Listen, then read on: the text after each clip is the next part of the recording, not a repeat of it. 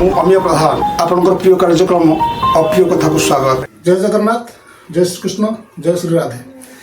परम पूज्य सिद्ध साधक बाबा प्रेमानंद चरण में कोटि कोटि प्रणाम। पूज्य गुरु दिव्य वाणी को अप्रिय कथार सामिल करने आम चेष्टा करुँ।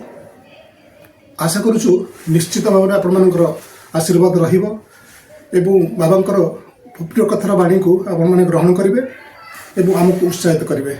आपणकर अमीय प्रधान, जय श्री राधे। अप्रिय कथार आजिर प्रसंग। भगवान किए? I am the son of God. Jesus कहते I am the messenger of God.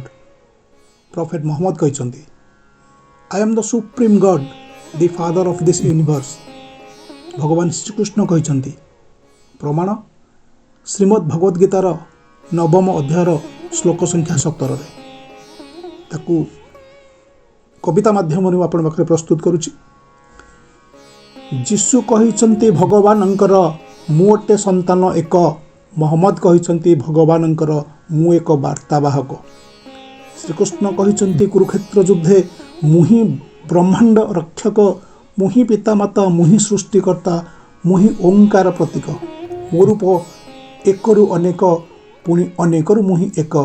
सर्वव्यापी मुहि, सर्वघटे मुहि, धर्म रक्षा करई, संथ को सुरक्षा दे, ए विश्व ब्रह्मांडर मु अटई मुख्य नायक, मु अटई मुख्य नायक।